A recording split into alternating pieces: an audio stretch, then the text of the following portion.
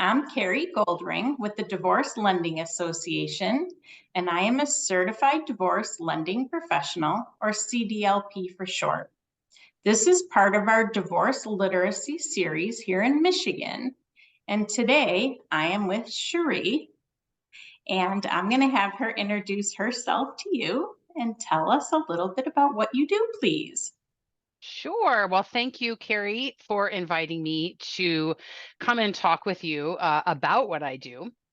My name is Sharee Burkel. I am the owner of the QDRO company. It can also be called the QDRO company. Depends on where you are in the United States. It seems that people say it differently. And here in Michigan, we pretty much say QDRO. But I own the QDRO company, and I have been drafting QDROs since 2006. In my former life, I also was a financial advisor for 15 years, where I primarily worked with people going through some sort of life-changing event, including divorce. So in that capacity, I am trained in mediation. I am trained in collaborative law. I have my CDFA, my Certified Divorce Financial Analyst designation. I am a certified financial planner. I also have a certified QDRO specialist designation. And then in my previous life, I also have a master's degree in social work. So, but I did 4 years ago retire from the financial world to really focus on the QDRO company, and primarily what I do is I draft qualified domestic relations orders, which is what we're going to talk about today. And I also consult with attorneys and with parties in the division of retirement plans. That is my specialty. You know what? You are well-rounded. Well, I like school, right? So trying to figure out what I'm going to go do next. But anyway. That's hysterical. That's good because you can kind of, like we always say, look at 8 sides of everything, right? And and you have like half of them covered all by yourself. So, yeah, I am thinking, I've been thinking maybe I should just go to law school, but I'm not quite sure I'm going to do that. So we'll see. There you go. But then you have to be careful because you can't say, I'm not an attorney, so I can't give advice. Right. And right now I can very easily say that because I am not an attorney. I really am just I am a specialist when it comes to the division of retirement plans in divorce. So that is that's my niche. I like it. I like it. So we gotta ask the easy questions first, because many people have never heard of the word QDRO, or what it is, or why do you need one, or right. Actually, Carrie, it's funny because even people that have gone through divorce and then they come to me, they're like, I still don't know what a QDRO is. So I'm so glad that you're doing this. So essentially, QDRO is an acronym for Qualified Domestic Relations Order. Most people are not going to know what it is unless they've been divorced before and have divided a retirement account. Specifically, qualified domestic relations orders, QDROs, divide very specific types of requirement of retirement accounts that are qualified under ERISA, which is the Employee Retirement Income Securities Act. So that's a federal level regulation that governs these qualified retirement plans. And when I say qualified retirement plans, very specifically talking about things like 401ks, 457s, some 403bs, thrift savings plans, as well as private pensions. And when I say private pensions, I mean, like, we're here in Michigan, so we have the big three: Chrysler, GM, Ford. There are other retirement plans that are also divisible by a court order that everybody just calls them QDROs, but they're not. So as long as people just understand, QDROs used in a very generalized term as to refer to an order that is dividing a retirement plan pursuant to divorce. Okay, so let's say I'm getting divorced and I have a 401k plan and I need to split it with my soon-to-be spouse. So when you say you prepare QDROs, what does that mean? What would it mean to me? So there are specific things. So it's a court order. And if I didn't say that before, I apologize. It is a specific court order that really provides instructions to a retirement plan administrator. So Fidelity is one of the most common ones. We'll use General Motors, for example. So they have both a 401k and a pension. Okay. This order is going to give them instructions after, let's say you and your former spouse have agreed, you're going to divide the GM 401k 50-50 as well as the pension. What I do then, and that would take two separate orders to do that because they're two separate retirement plans. And essentially it's a court order. It is going to provide the instructions to Fidelity, who is the plan administrator of both General Motors plans. And it's going to say, okay, the alternate payee, which would be you, is awarded X percent or X dollar amount of John Doe, say that's your husband, right? Mhm. Of his GM 401k or his GM pension. There are some other nuanced things that have to be addressed, whether it's a 401k and a pension. And those things should also be addressed by the parties as they're deciding how to divide the 401k. I do have some what I call quadro bites on my website, where I'm starting to put together and address what are those issues for each type of plan that the parties need to be considering, because we have to then address them in the quadro so that the plan administrator knows exactly how to divide that account. Okay, so there's a court order from a judge saying this has to be split, Mm-hmm. and then you prepare the document of what's being split. Well, usually it's like a settlement agreement, and this is where it gets confusing. The parties have agreed, so it's in their settlement agreement or their divorce decree. Okay. I'm usually brought in after that's all done, but ideally we're not waiting that long, because if we know it's going to be split, there's no reason to start doing everything. So the parties' divorce decree as well as this quadro could all be entered at the same time, because the parties have to sign it. The judge has to sign it. And then it has to go, in this case, you have to get a certified copy for a GM plan to go to Fidelity. Fidelity then takes time and reviews it.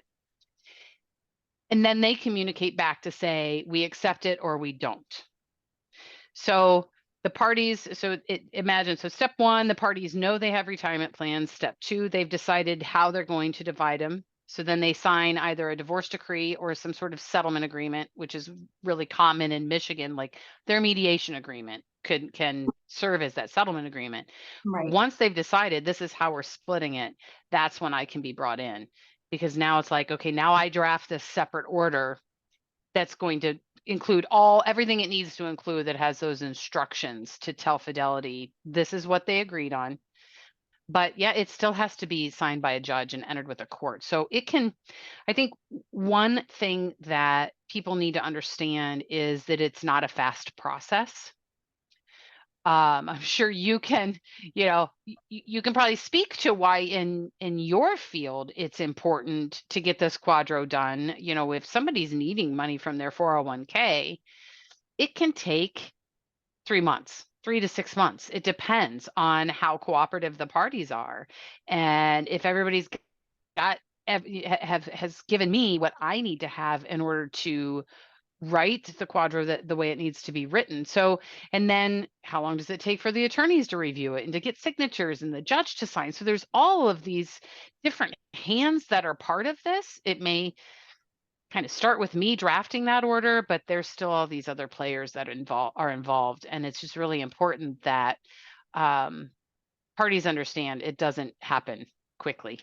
So That's to true. not wait until the week before they need money for their Right. house. I've had people apply for a mortgage and they tell me that their down payment's coming from a quadro, and then we kind of put a halt on things and say, when the money's in your hand, Yep. and we Yep. will do it. Because I've had someone, it's probably unusual, but I had someone wait 9 months to actually get the QDRO and the money? Maybe because it was held up and all those stop points that you talked about? Yes. It was Well, pretty- interestingly, I just got one yesterday. The divorce was final in 2008. Oh my. And these are for pensions. So the parties can't retire and start drawing on their pension until these QDROs are done, because somehow they were put on notice that there is somebody who has this interest in this plan. So they just hadn't done it. I mean, and there are so many. Ooh, it's very risky for an alternate payee. So let's say it's you, as we were talking about, and your ex-husband works for GM, and you're just sick of the divorce. You're done with it. You're tired of paying fees to people. You just want to, like, you know what, I'm just going to deal with that later. Well, then you forget about it. And 5-6 years goes past. Well, let's say your ex doesn't work at GM anymore. He got a great job offer at Ford. He left and he took his GM 401k Oh, and rolled goodness. it over into Ford. It's not that it can't be done. Oh my, it just creates a whole mess, and it's actually more expensive. And because how do you track how that account like grew over that period of time? Oh, goodness. Right. And if he was a certain age, he may have been able to turn on his pension, or as you know, GM and Ford are always offering buyouts, right? Right. So if the QDRO is not done and you have somebody who takes a pension buyout and they've taken the cash and they go, there is nothing you can do. Like you can't a QDRO, you can't do one. I mean, it's not going to work. They're going to deny it because there's nothing there to give an alternate payee. So, then a party is looking at having to go directly to their ex-spouse to try to recoup money. And Oh, it goodness. just becomes it becomes a nightmare. Or if somebody dies. So, let's say there's a pension that's being divided, but the person dies before you ever get the QDRO done, you're likely never going to see a dime of that pension. That's so horrible. But I know It there's is.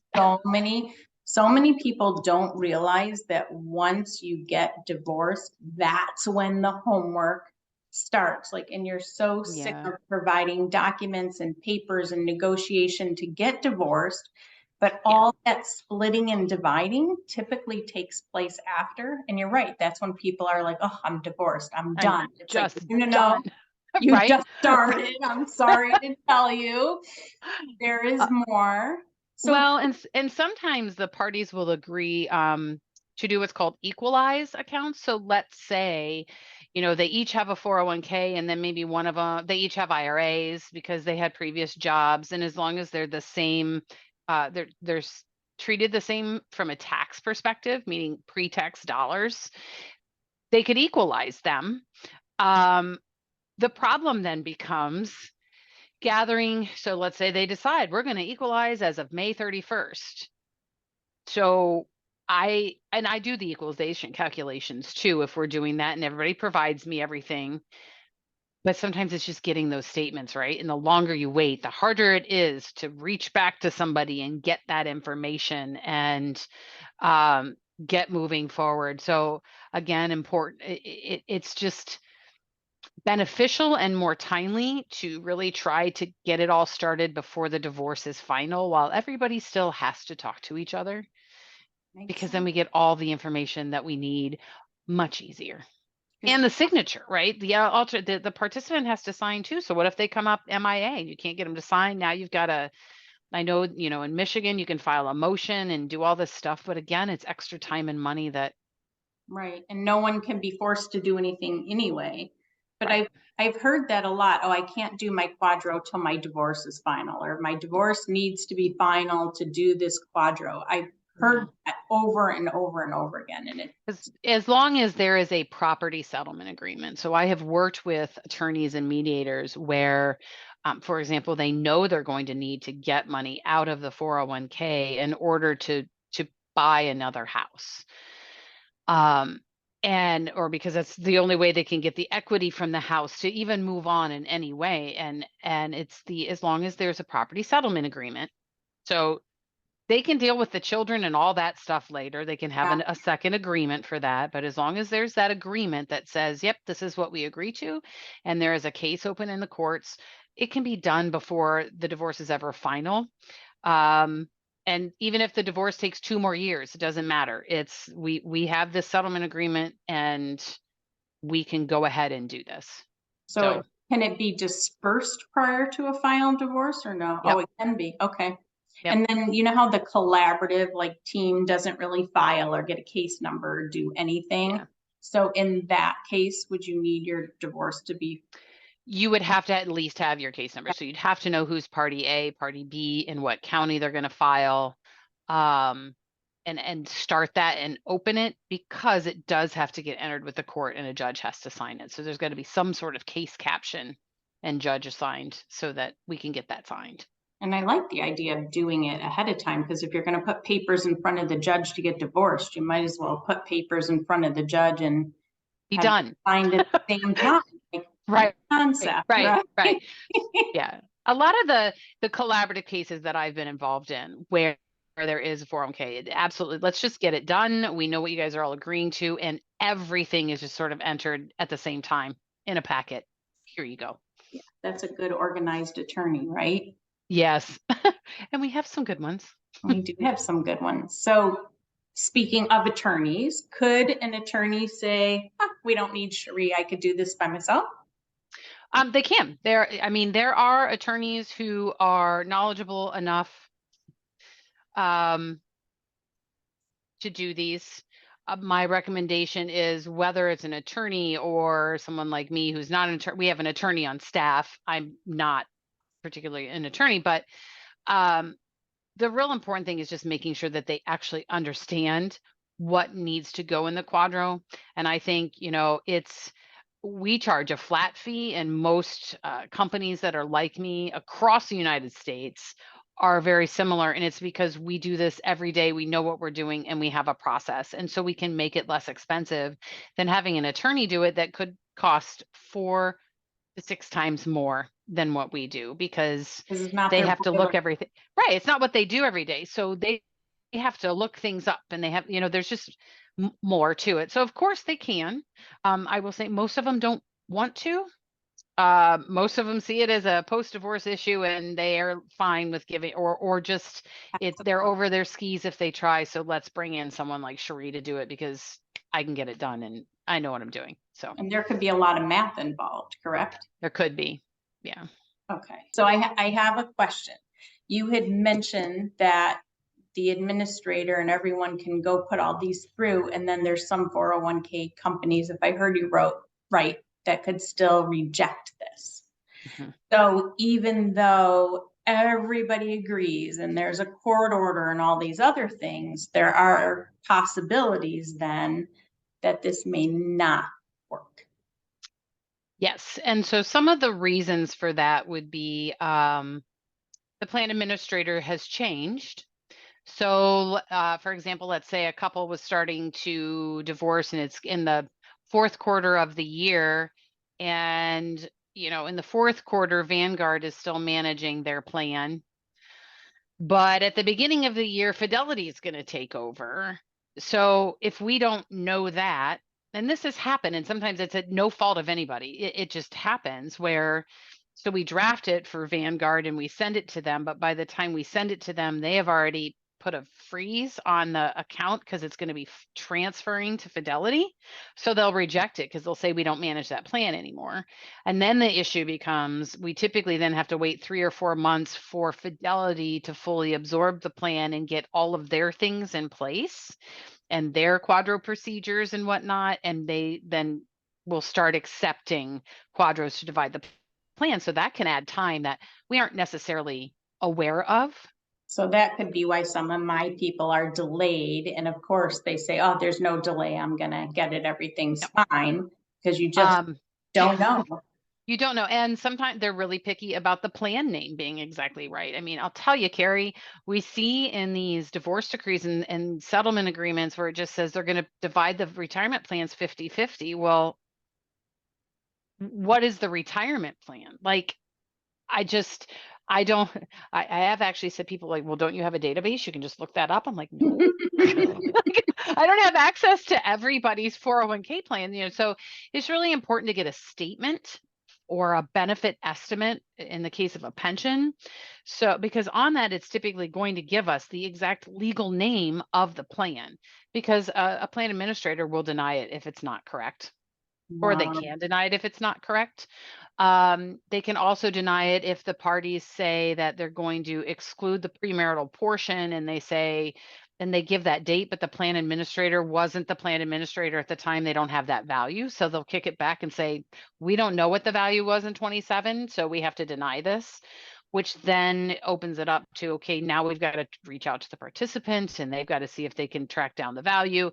So sometimes it's just things that are out of our control. Sometimes we know it's going to get rejected from the very beginning because we might have a participant who's not forthcoming with information, but we have a general idea of they worked at a certain place and maybe that place has 2 or 3 different 401k plans. We just take a stab at it and send it, knowing it's going to get rejected, because then we get the information we need.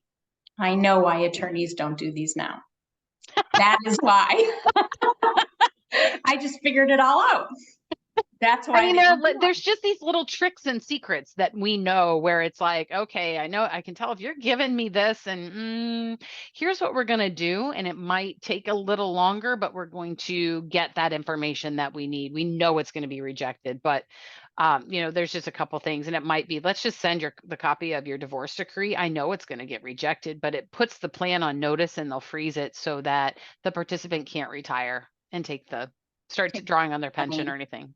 Yeah, I could totally see where an attorney would be like, I'm done, divorce filed, and then no one wants to go back over and over and follow up and see what's going on. That makes so much sense. And then I've heard a rumor that there's some companies that just say, nope, we don't split.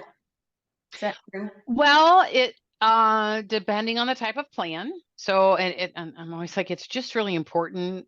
Don't just, yeah, he's got a 401k and I have a, like, get statements and get the information to make sure that you're actually dividing what you think you're dividing. Mhm.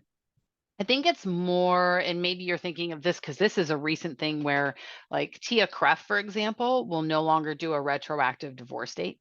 So, in an ideal world, the couple would say, as of May 24th, we're dividing this 401k 50-50. They could call them up and say, hey, divide it. It's done today. And that's not the real world. So it might be a couple months before they bring somebody like me in, but their division date was still, that they agreed on, was May 24th. TIA-CREF will not divide it as of May 24th. They'll only divide it from the time they get and accept the QDRO. And those are like, those are also the little nuances where bringing in a professional that knows these plans, because this is what we do every day. So there's some that just stick out to us that we can help the parties along and make this process go more smoothly, because we know what questions to ask, or we can help the attorneys and or the parties identify what information should I be getting from my ex-spouse. Or even, I don't want to make it sound like participants are always the ones that are like, I'm not going to be cooperative, because sometimes they don't actually know what they need to ask for either, but we can help them with that. I've done many telephone conferences where, okay, hey, let's call and get on the phone with Fidelity because they won't talk with me without the participant, and let's get the information that we need to get this moving along. That's so, yeah, because how would you know, right? These are just things out of a normal person realm. Yeah, I do feel like when you're getting divorced, you all of a sudden have to become a little expert in a lot of different areas, and you don't realize how many areas there are until you start breaking it down and talking about mortgage guidelines that change and splitting 401ks and whatever else there is. Well, and with the QDROs, sometimes people will come to me and they're like, okay, we thought we had already agreed to split it. We had no idea we had to do this extra thing. Right. And that there's an extra cost. Right. It's tricky. And I know we're kind of running out of time, and I thank you so much for spending time with me and doing everything with me. If anyone wanted to get a hold of you, what's the best way for them to get in touch with you? So my telephone number, it's 877-661-8255. 7376. If I'm not available, we have an answering service, so they'll take a message or they'll offer to send you to my voicemail. I can also be reached by email at sburkel, and that's BURKEL at QDROCO.com. Perfect, perfect, perfect. Wonderful. Thank you Well, thank very you much. so much, Carrie. And let's just one couple at a time make the divorce world better, right? Right, that's for sure. Thank you. You're welcome. Thank you.